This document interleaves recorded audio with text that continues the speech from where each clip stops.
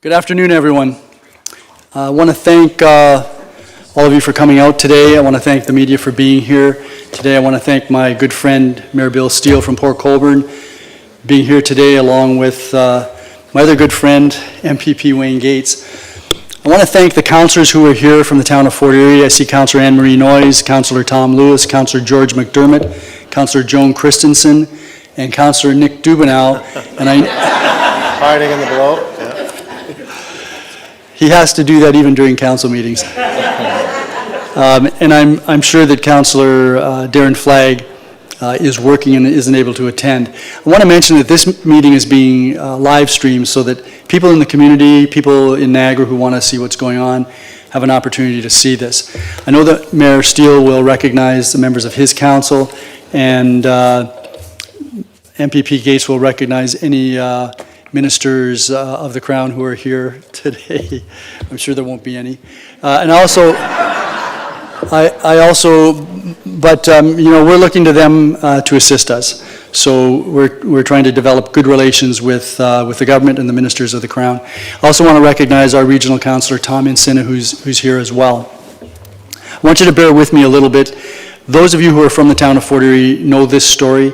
You're very familiar with what's happened. If you are from the city of Port Colborne, your story would be very similar to this. But I want to give a little bit of context because there are many, many people in Niagara who don't know this story. They don't know that in 1929, Dr. William Douglas passed away. He left a sizable inheritance to be utilized specifically for the construction of a new hospital, the only hospital in Bertie Township. And that hospital opened in Fort Erie in 1931. Generations of Fort Erie residents have been born in that hospital. My wife and I were born in that hospital. My 3 children were born in that hospital. That no longer happens, but that's part of the history and heritage of our community. That all began to change around 1996 when the province appointed the Health Services Restructuring Commission. That was a body that was charged with going across the province to try to rationalize health services, including hospitals, in our communities. There was a second part to the hospital part, and that was general health care. The commission never really got to fully explore and deal with that, so most of their work related to the hospitals. And in 1999, the beginning of the end started for the smaller hospitals in Niagara. That's when the Health Services Restructuring Commission directed that the hospitals in Niagara be amalgamated. So from 8 down to, at the time, 6. Further reductions thereafter. At the time, each hospital had its own board of directors. Generally speaking, members of the public, usually in a smaller community like Fort Erie, the mayor would sit on the board.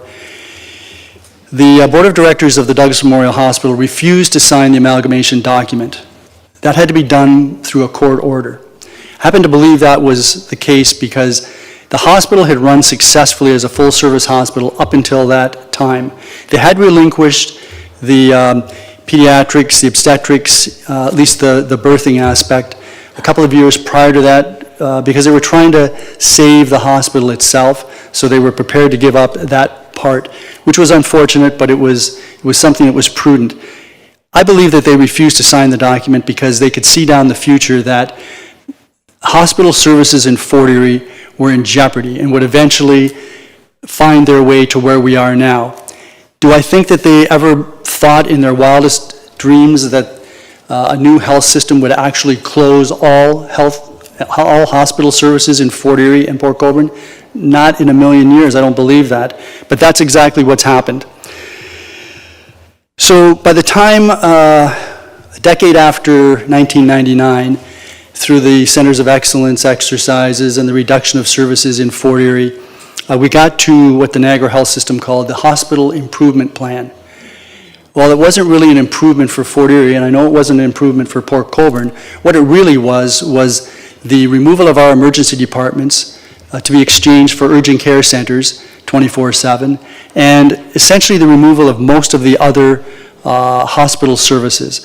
Some items left, chronic care beds, palliative care beds, some diagnostics. But for all intents and purposes, much of the lifeblood of the hospital was removed.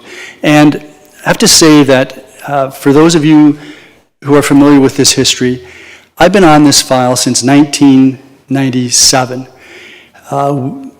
I first participated in a large rally that was held at the Leisureplex here in January of 1997. 5,000 people showed up at our arena to talk to the Health Services Restructuring Commission to try to impress upon them the importance of this facility in our community. And I'm sad to say that obviously that didn't get much attention from the Commission or the provincial government. In 2008, with the hospital improvement plan, this community rallied again, and there was a large rally in the fall of 2009 to try to save our emergency department and our hospital. 5,200 people showed up for that. And again, that didn't impress either Niagara Health System or the provincial government, and so those cuts were made. So the urgent care center had, as you know, hours of operation 24/7 until about 2 years ago. And 2 years ago, because of an apparent shortage of doctors, the hours were reduced from 24/7 to 7 days a week from 10 in the morning until 8 in the evening. The doctors and nurses, of course, have to continue to work until the patients have been cleared and the doctors have finished their paperwork. But that reduced the hours essentially to 10 hours a day for the people that the hospital service is serving in both Fort Erie and Port Colborne. Now, Niagara Health has put forward a plan to reduce the 7 days per week to 6 days per week in the summer, in July and August, close it during the July long weekend and the August long weekend in Fort Erie, and for the July long weekend in Port Colborne. So the busiest time of the year, when the largest influx of visitors come to our communities, the hospital has decided that they will close. And they're using as a rationale the shortage of doctors. It used to be that they shut down services because they were short of money. And so a hospital that had operated in the black for nearly 70 years ended up having to be sacrificed so that other hospitals where less effective and efficient operations were being undertaken could continue to operate. Now we're told it's a shortage of doctors. And, you know, that could fly and perhaps could be understandable if we didn't have the same rationale provided to us 2 years ago when the urgent care 24/7 was reduced to 10 hours per day. So the question is, what has Niagara Health been doing, to resolve that particular shortage over the past 2 years? So once again, the problem with Niagara Health is revealed. Lack of funding, lack of accountability, lack of transparency, apparent lack of human resources, and lack of competence. The system is just too large and has been since its inception. The relationship between Niagara Health System, Niagara Health, and the town of Fort Erie has been fraught since the beginning. Continuous cuts in service, little or no consultation with the public or municipal leaders, disregard of the needs of the residents of Fort Erie throughout that entire period, and that continues to today. I don't want to be inflaming anyone. You know, most recently, Niagara Health will accuse elected officials, I believe including the mayor, for inflaming the public. You know, we all know that Niagara Health can do that all on their own. And I want to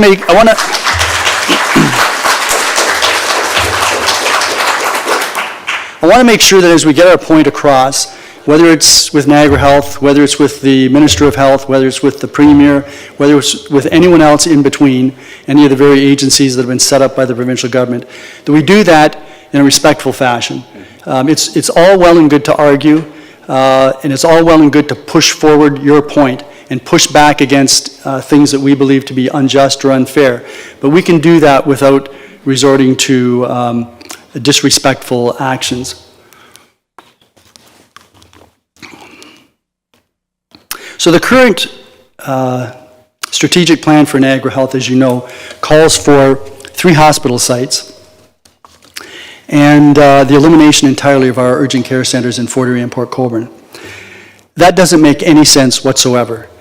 And the new hospital the South Niagara Hospital, was planned beginning 12, 15 years ago.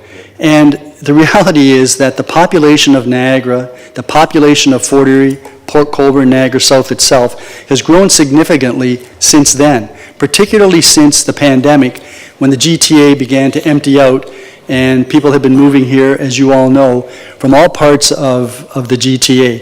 And they're not just older people, they're younger people, they're people with families. And so we have a pressing need for ways to provide employment for these newcomers, places for their children to go to school, and most importantly, places for them to receive a health and hospital care treatment that they require.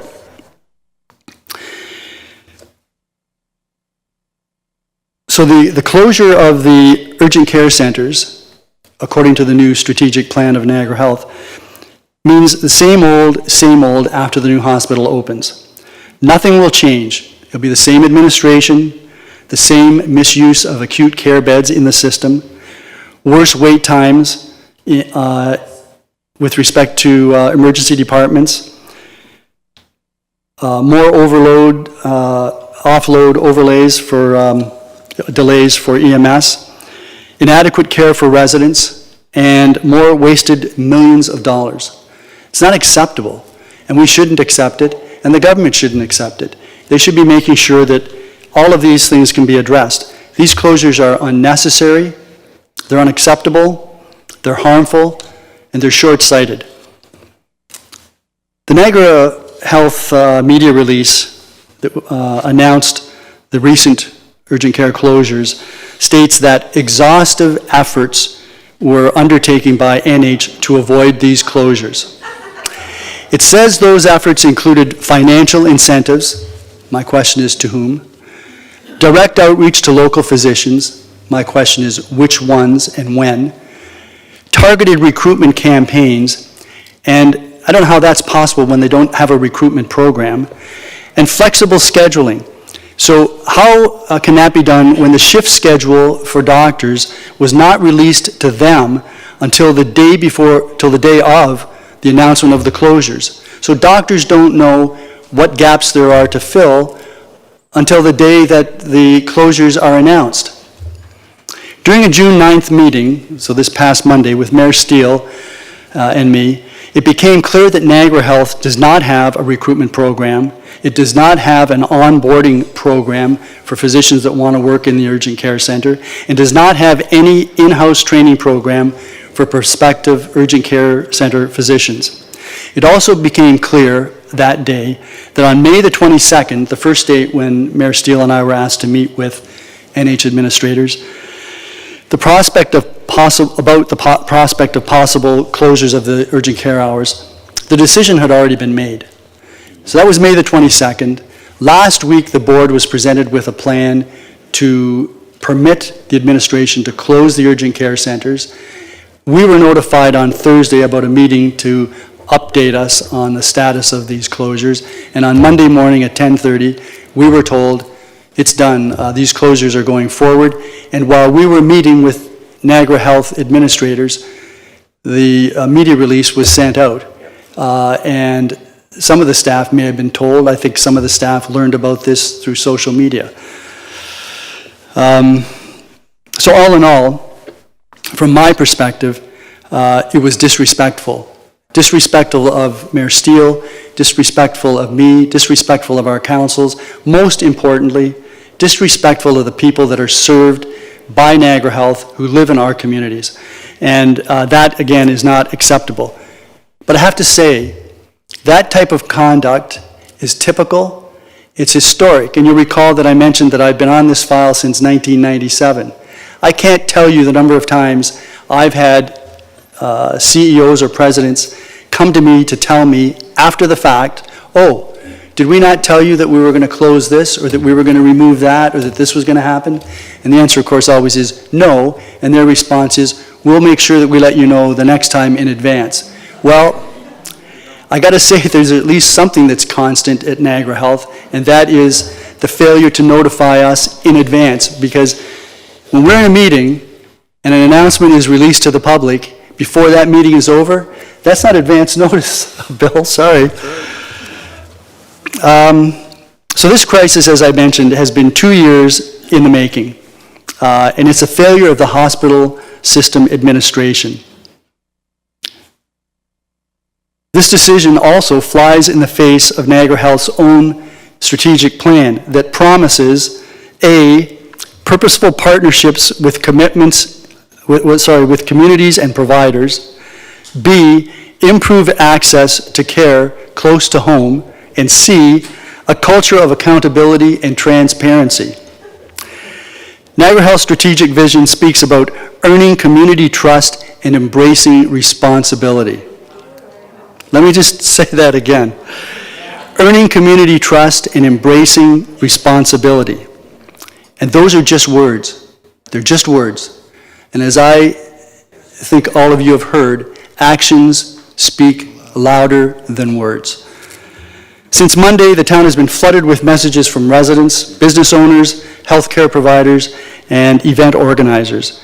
They're shocked, they're outraged, they're disgusted, and they're anxious. We all should be anxious.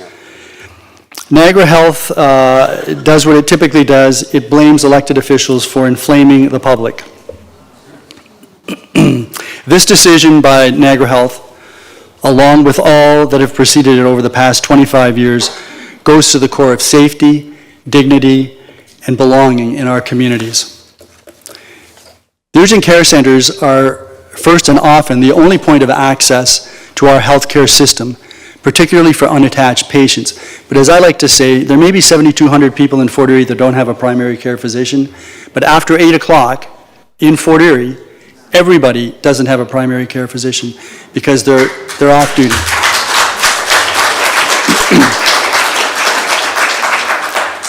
I made this point to the Board of Directors of Niagara Health when we appeared before them at the end of January this year. And I also used as an example our fire services here in Fort Erie. We have the blessing of having all volunteers fight the fires.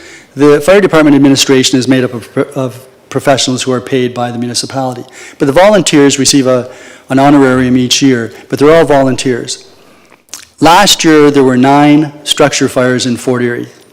There were a bunch of other calls. There were a lot of medical calls. There were, brush fires. There were other calls, all of which responded to by our fire department. And even though there were only 9 calls, our fire department was on duty 24/7. 24/7 cost us a few $1 million, the best millions of dollars we spend in this community. So I thought about it a little bit more, and then I began to ask myself, if you're the police department and you've got a shortage of police officers, what do? You recruit more police officers. If you're a fire department and you're short of firefighters, what do? You hire more firefighters. If you're an ambulance service, an emergency medical service, and you're short of paramedics, what do? You hire more paramedics. And if there are challenges with respect to hiring, you do what a lot of businesses do. You take the steps necessary to ensure that you can bring in the people that can fulfill those roles. So if you're a hospital system and you're short of emergency doctors and urgent care physicians, what do? You should be hiring more doctors. And you could work with the municipalities that are in your catchment area, all of whom have physician recruitment programs. We've had one for 25 years. I believe Port Colborne is the same. We've got very successful programs, and we offered on May the 22nd to assist Niagara Health. I asked at the time, the next day I sent out an email to the president, asked if they could share their physician recruitment program so that we could see how it aligned with ours. I also asked if they could tell us how many additional emergency department and urgent care physicians they required. I didn't get an answer to that until after the meeting on June the 9th. And it was at the meeting on June the 9th that we learned they don't have a physician recruitment program, so they didn't really have something to share. And the number of physicians that they required, well, that would have been helpful to us because we would have had a target. I'm not even sure that they know. They say they know. I'm not sure that that's true. So what do we want? In Fort Erie, and I know that Mayor Steele will provide his own commentary, we want accountability and transparency from Niagara Health and appropriate oversight by the provincial government. We want an immediate reversal of the decision to further reduce the hours of operation of our urgent care centres.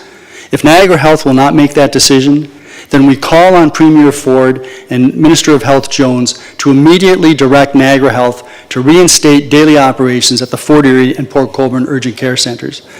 Our local doctors to provide whatever assistance they can in light of the physician shortages in our UCCs. We want the public to write or send messages to Niagara Health, the Minister of Health, the Premier, demanding that our urgent care centres remain open 7 days a week, especially during the summer months, to ensure equitable access to health care for our residents and to protect the safety of our communities. We're not second-class citizens here in Niagara, and we shouldn't be treated as such. We want Niagara Health to reconsider its current 3-hospital plan, and we want Niagara Health to accept that we are valuable partners that can be relied upon if they choose to consult us, listen to our concerns, and treat our communities with the respect that we deserve.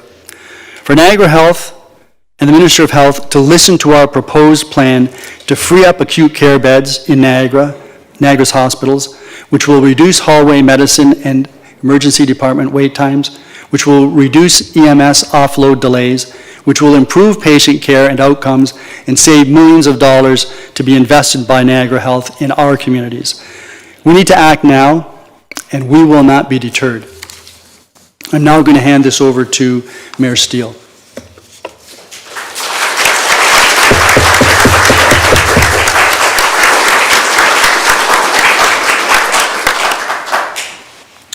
So good afternoon, everyone. And first, I'd like to thank Mayor Redekop and his team at Fort Erie for welcoming us here today and for inviting Port Colborne to join this important conversation.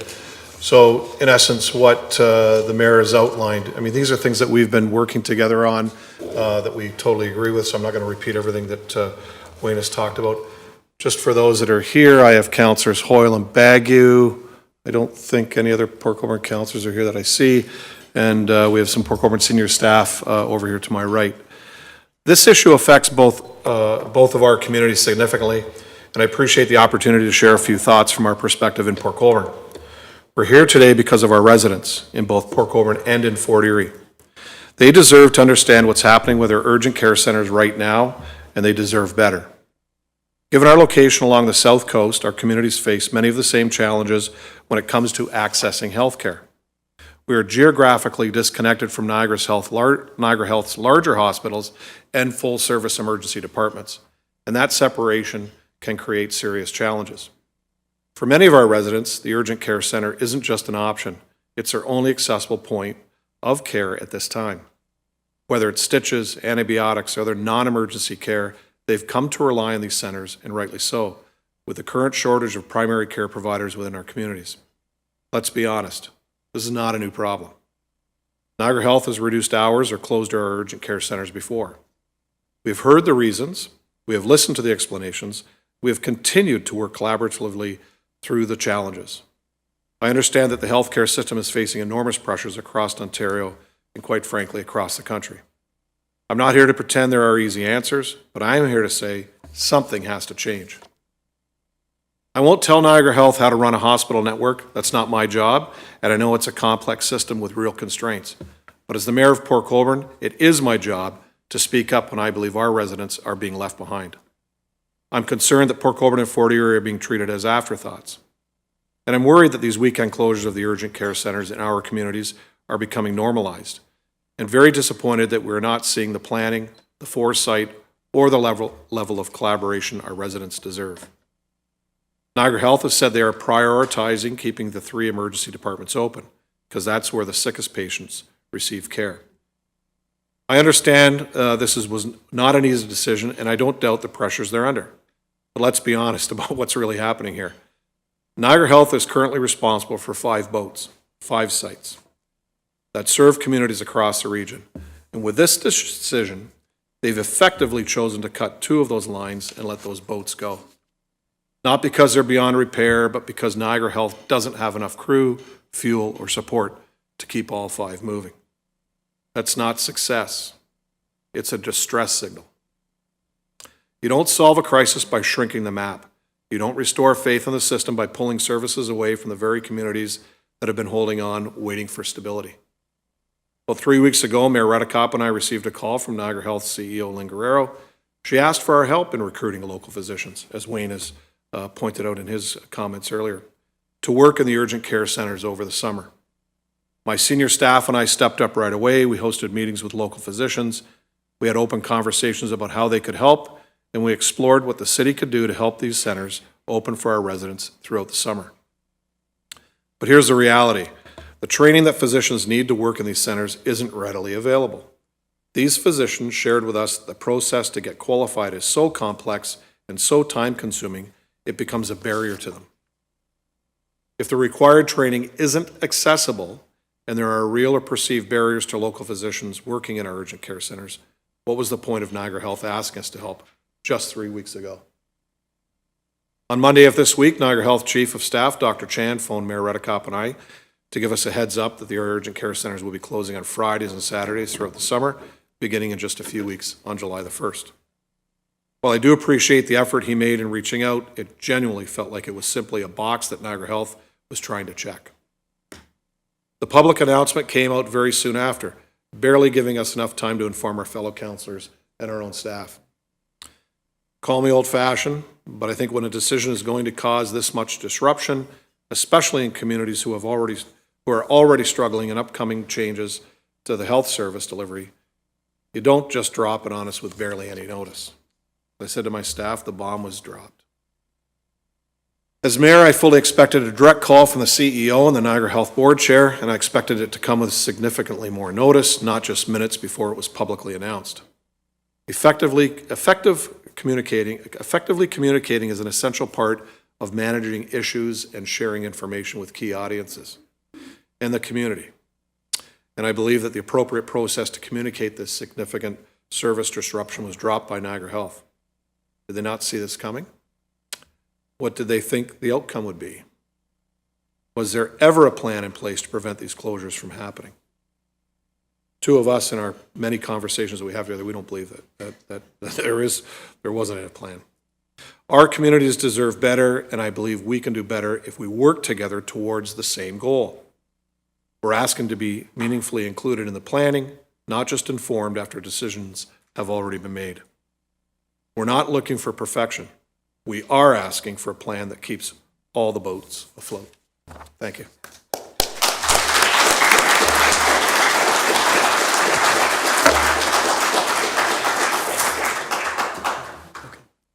Thank you very much, Mayor Steele. I did want to mention as well that once we're finished here, the three of us will take questions from the media. We won't be taking questions from the public, but we will from the media. This is a media conference. And I did want to recognize the staff that are here that were very fundamental in helping to put this together.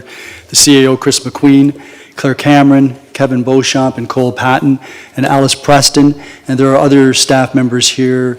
I don't want to be naming them because I'm going to miss some, and I apologize for that. So at this time, I'm going to hand it over to MPP Wayne Gates. Thanks very much. We good? Yep. Good afternoon, everyone. I'm going to start by, first of all, thanking the mayor for inviting me today. Both mayors agreed to have me here today. I've been very passionate about the healthcare in Fort Erie since 1999. So I want to start by saying to the city, to the town council, thank you all for being here today. I think they deserve a round of applause. The council meeting on Monday was very passionate by all yous, and I think that's why you got all these residents here supporting you. I'd like to thank Tom for being here as well. Again, you can give Tom a round of applause if you like. That's up to you guys. But I'd also like to say that long before I became an MPP, I'd been involved with the healthcare cuts in Fort Erie. Going back to 1999 when I was president of Local 199. And I think it's important to remember the history and the fight that our community has been in. So I'm going to ask all the ones that were with the yellow shirts, that have their yellow shirts on today, to please stand up. It's been over 20 years that you've been fighting for health care in Fort Erie. I just want to know, like Mayor Redekop, I want to say thank you for never giving up on something that's so important. Healthcare is the most important thing that we can fight for. You only live once, and we need to have the same health care that everybody has right across the province. That means doctors, nurses, and making sure that our urgent care center opens 24/7, 7 days a week, 365 days a year.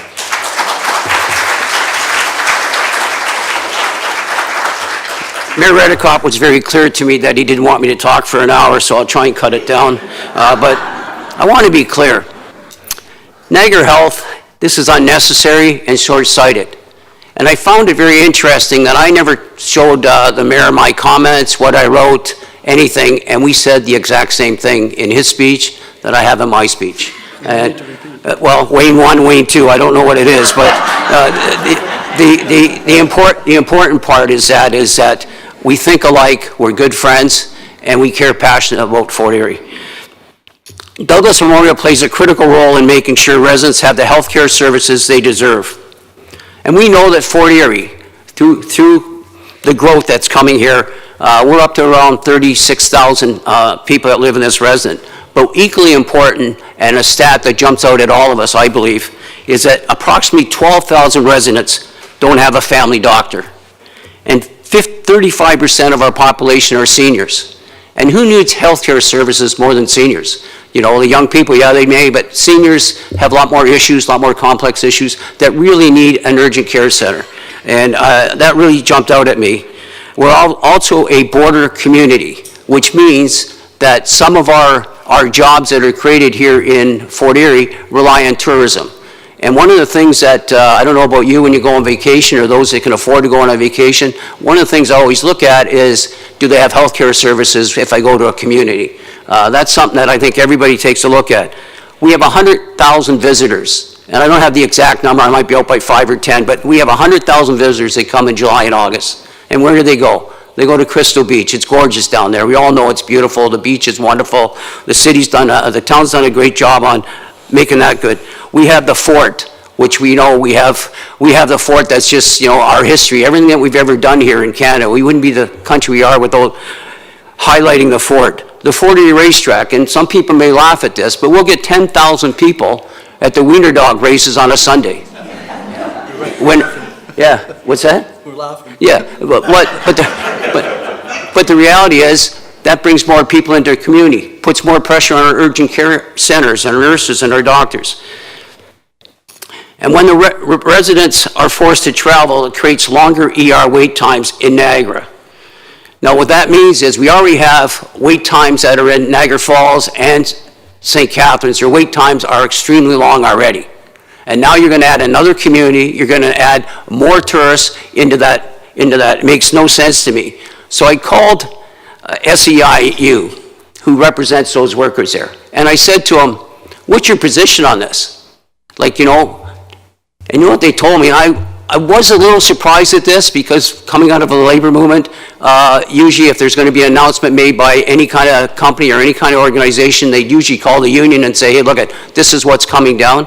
SEIU told me this morning, when they said they left no stone unturned to make sure we got nurses and doctors, SEIU told me, and I believe Owen is in the same boat, that they were not consulted at all on this.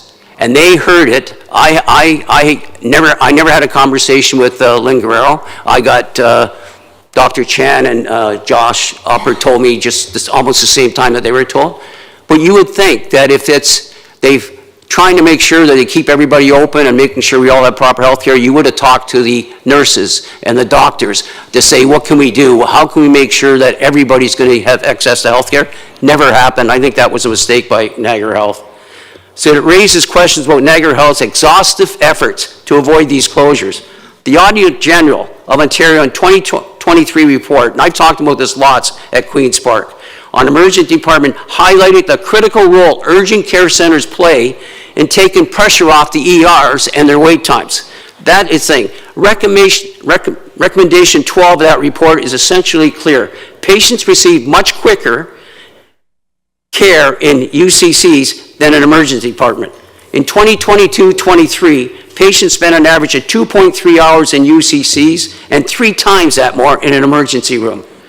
Let me be clear. We have also dealt with years of healthcare cuts, underfunding, privatization under this government and others, which has created this healthcare crisis in the healthcare staffing. The province has a direct responsibility to the citizens of Fort Erie to intervene here and do the right thing.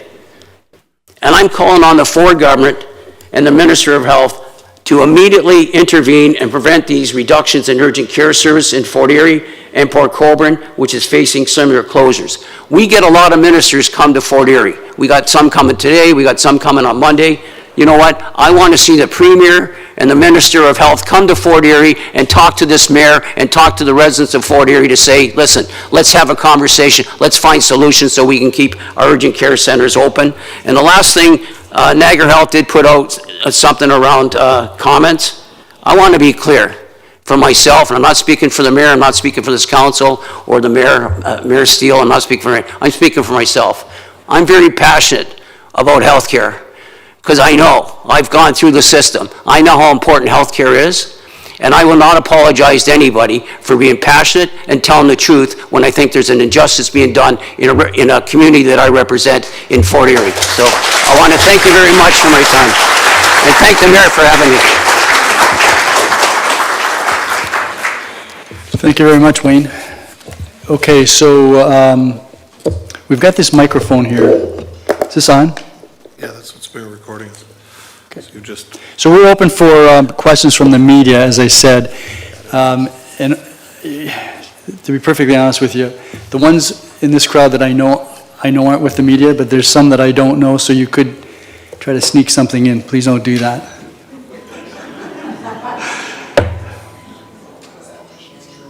Sure. So they can pick up okay, and I've turned on those mics. Thank you. So if there are any questions from the media, please come forward to the podium. I'm closest to the mic. Sure. You have some questions? Yeah, how many does one get? Many as you want. All right. One with 2 follow-ups. I'll try and stick to that. For both mayors, Hear that all the time. at this point in time, are you able to advocate for your respective communities and still have a proper working relationship with Niagara Health? Well, so that's, if you don't mind, I'll speak first, Bill, then you can go ahead. This is actually, this kind of goes to the heart of the whole issue here. So for some period of time, I know some of my councillors, some people in the community have felt that I wasn't going hard enough at the administration. The reality is I'm trying to work with them, and so we're trying to maintain some type of relationship. The relationship is very strained right now. I've indicated to the president that I've lost a lot of trust and confidence in the work that they're doing. My comments are reflective of that. Despite the fact that there may be a loss of trust and confidence, I believe that the president still wants to work to find solutions. I'd like to do that as well. You know, we're elected officials and we don't have to like everybody we work with in order to work with them to achieve results. So that's essentially the role that I'm taking. I don't have any control over my councillors. I try, but believe me, it's a tough job. But you know, when they're compassionate, it's because they're a reflection of the people that they represent. And this community is very passionate about many things, none more so than the hospital. So I'm going to keep trying to work with the Niagara Health Administration. Mayor? So you're saying your council's like trying to herd cats? Is that what you're telling us? I'd never say that. Yeah, I mean, this has been going on for quite some time. I mean, this goes back to Mayor Badaway and Port Colborne, Mayor Bodner, Mayor Maloney, now myself. Wayne and I have worked very closely together on this issue. And as he says, you try to keep that rapport as good as possible. You know, standing up, yelling and shouting at somebody, I mean, that's the opposition's job when they're in government, because that's what they do best. It is. Yeah, Wayne's always been good at that, we know that. But for Mayor Redekop and I mean, we have to keep some decorum here so that we can keep moving the yardsticks forward, and the fact that helping them come up with ideas, working with our senior staff, with our health people within the city of Port Colborne, working with our local doctors, nurses, and healthcare providers. That's where we're coming from. So, you know, I've said this before, I'm not one to stand up and yell and scream at these people, because I have to work with them, and we have to make sure that we get the best outcomes as possible. Now, as Mayor Redekop said, it's come to a boiling point, and, you know, enough is enough, and I think I said that within my remarks, and Wayne has certainly said that. So we will continue to work with them. We will continue to bring ideas forward. We have our community group that is meeting tomorrow night in Port Colborne, our new healthcare committee.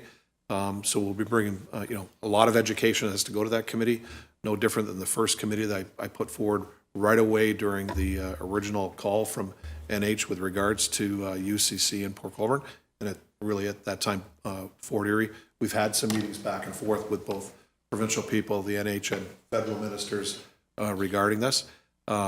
We were just getting rolling on that, but we changed tact with regards to what the city was doing. So, but yeah, as I said, we've got to continue working with them on a level where we can sit across without yelling and screaming and come up with these ideas and what comes best forward through our communities.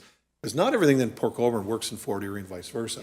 So a lot of things are the same, but there are intricacies. So, but working with our local medical community, which has been fantastic, and we've got numerous meetings we've had over, just this last week, we've had numerous meetings with them, with our staff and myself.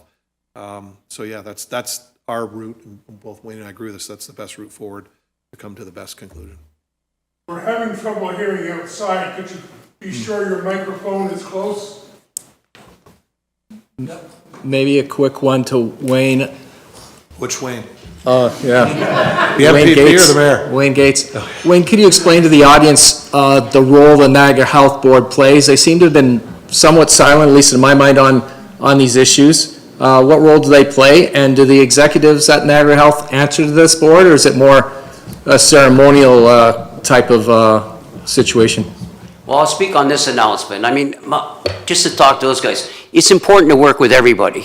That's the important thing. I work with ministers all the time. I work with, a lot of people may be surprised that I've talked to Ford many, many times. I've called him on his cell phone. You have to work with people. But on this announcement alone, this is really going to affect this community during the summer. And when you look at this announcement, who should have made that call? If you want to make sure that you're reaching out properly, that call to Mr. Steele, Mayor Redekop, and myself should have came from Lynn Guerrero, and it didn't. That was a mistake on the part of Niagara Health. So what we're saying to them, we want to work with you. We want to make sure, but when you say you turned every turn, you did everything you can to save not shutting down our hospitals, and then they don't even send the president to come and talk to us, where we may have solutions. They might not like what we're saying to them, but Wayne's got some great solutions, like so Mr. Steele does. I think I got some good solutions. But you got to talk to the top of the house, and that didn't happen in this announcement. I think that was wrong, and I think it showed total disrespect, not only for the MPP, but quite frankly for the mayor of both these communities that are going to be affected.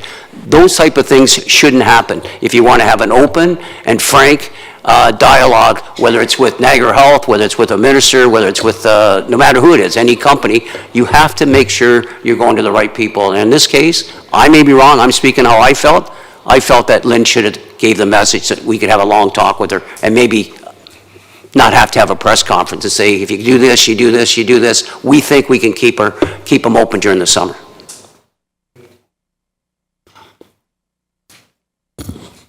You're next. My turn. All right. Rose Lamberti, I'm with Niagara This Week. This is more directed to Wayne Gates. But has there been any communication with the province, with the Premier? And if not, do you have any plans in place to continue putting pressure for a response? That's certainly a fair question. I've had a number of questions to the Premier that were directed to the Premier that the Health Minister has answered. I've raised this issue not only for the last few months, I've been raising this issue for years. On the state of healthcare in Niagara. So again, you've got to have communication with them. When I write a letter up, you send it on email, they might look at it. If I got a complaint, I take that letter that I'm writing, I take it right to the Minister of Health, or I take it right to the Premier. So yes, they're fully aware of what's going on in Fort Erie, I believe, but I think they don't realize that they have to come here and fix it.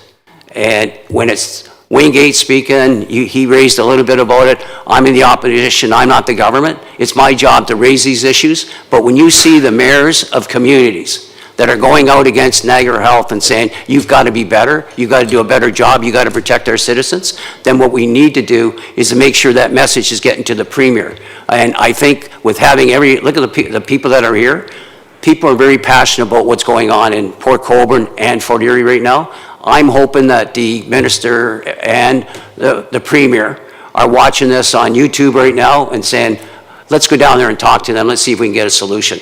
Because obviously, what's been going on there for years isn't working, and you got really good, competent mayors here. These guys know what they're doing. It's not just the opposition saying it now, it's the residents saying, it's the mayors saying it. Let's get it fixed, and the only way you're going to get it fixed is more dialogue with decision makers, which is the province. I think the province has to direct Niagara Health what to do. Okay, great, thank you.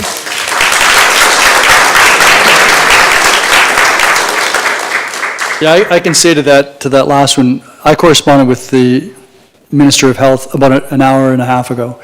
So she's been updated with respect to this. We've had constant communication with the Premier's office and the Minister of Health outlining our position with respect to how Douglas Memorial can be better utilized to improve healthcare services, hospital care services in Niagara.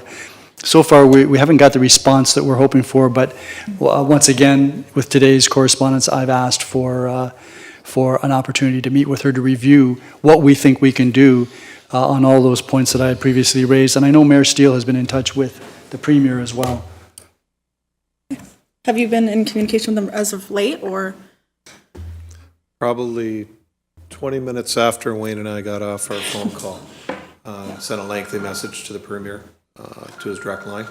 He was unavailable for a call at the time, so I sent a very lengthy message. But Wayne and I have been working together.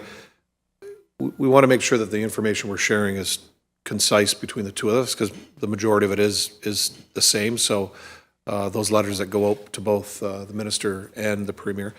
But quite frankly, in all of this, I mean, we've had several meetings at the Minister's office in Toronto over the last year and a half. I do reach out to other ministers that I know personally to let them know what's going on here, so they know that when they're in caucus and Port Colborne or Fort Erie is brought up, they tune into that and listen to what happens. I mean, I'm sure in Wayne's caucus meetings it's the same thing. I mean, sometimes if it's not your area, you may be fiddling around with your phone, but now all of a sudden if somebody's out there talking to you and giving you the information, your ears do perk up in those meetings. So we've been very successful in not just this issue, but in other issues where other ministers have called me back and said, thank you for the update on that, because I really listened to what a particular MP or a particular minister was talking about, so that when it came for a vote or for support, that we were there for you. So we're continually doing that all the time. Both Wayne and I do that. So, you know, that's ongoing. I won't say a weekly basis, but it is a monthly basis, if not bi-weekly basis with both of us. Okay, great, thank you. Thank you.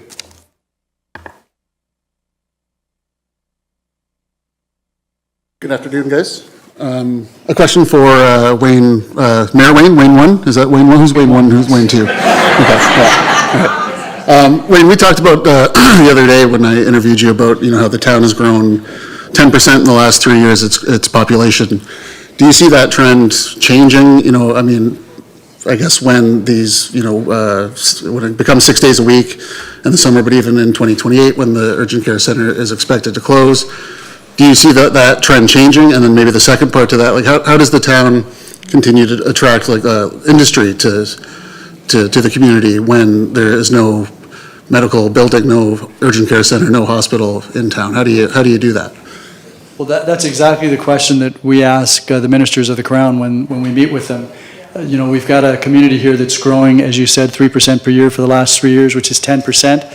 Our projected growth for 2051 is 48,000 people. We're already over 36,000, so we're going to undoubtedly surpass that. Can't predict the future, but that's the way it's going. So we have, when we speak to the ministers or anyone with the government, we talk about the fact that this community, just like Port Colborne, just like other parts of Niagara, is growing far beyond what was projected 3, 4, 5, 10 years ago. And so now, you may recall that a dozen years ago, the school board, the public school board in its infinite wisdom closed 4 schools and elementary schools in Fort Erie, 2 at each end of the town. We now have elementary school capacity needs at both ends of the town. So we have a need for schools for the children that are growing up here or that are moving here. And we have a need for parks, because now with the housing densities, there is no backyard for kids to play in. So we need to have parks for them. So we're spending a lot of money on that. But in order to attract businesses and people, they want to know, where can I get hospital care and health care? Where is it? We've got some great doctors in town. There's no problem there. We've got great service at the urgent care centers when it's open. Our challenge is going to be, how do we attract investment and people if we don't have the services that they need? That's our question to the government. We've been working with them. The reality is that we've been following a growth and prosperity and preservation of our existing heritage here over the last few years, and we can't do it alone, and we're doing it sometimes in headwinds. I mean, we've got provincial policies that are coming down that make it very difficult for the council to make decisions that will preserve our existing neighborhoods and will allow us to accommodate all the newcomers that are coming here. Healthcare services, hospital services are probably one of the most important things that people think about. They want to know where their kids can get educated, and they want to know where they can get hospital care. Bill? Thank you. You want to hear from Bill? Sure, yeah, okay. Thanks, Wayne. He's going to say ditto. Yeah, no. I mean, you look at Port Colborne, when I left council in 2014, we're a little over 18,500 people. Today, we're approaching 23,000 people. The city's taken a major approach working with our local doctors and making primary care better in Port Colborne. So trying to attract doctors, we work with the Niagara Region with Jill Crotel. At one time, both Port Colborne and Fort Erie had a sharing of an employee who unfortunately retired, so we went the route with Jill Crotel, which also works with the town of Fort Erie. Fantastic, and it has worked. We've been able to sign 3 new doctors in the last couple of years in Port Colborne, and we're working on more. But, everybody knows the big announcement last year with the Asahi Kasei from Japan coming to Port Colborne. When it's fully built, it's 1,000 people. One of the first things we did, we reached out to one of our family doctors. We reached out to a local dentist to state that when the Japanese employees come over, because they're not covered by OHIP, but they do have foreign travel insurance, will you look after them? There's around 50 to 100 employees coming and going from time to time. Both those physicians jumped up and said, yeah, we'll help Port Colborne, whatever you need.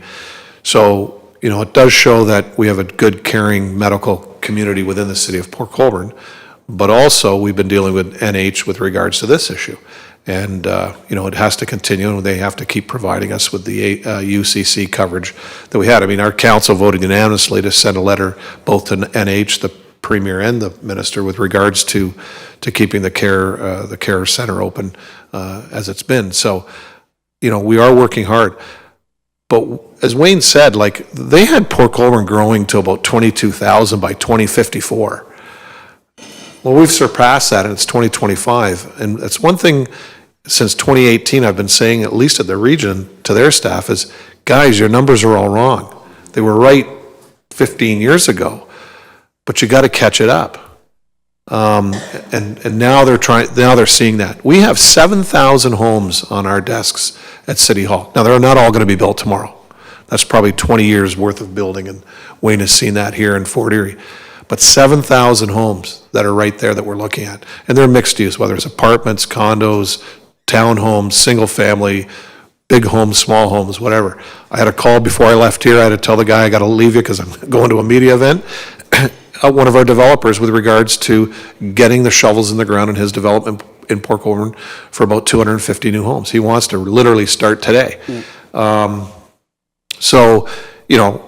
But healthcare is that issue, and that's one thing that we talked about AK. Young Bunzlauer is launching and building it right now, the first xanthan gum plant in North America.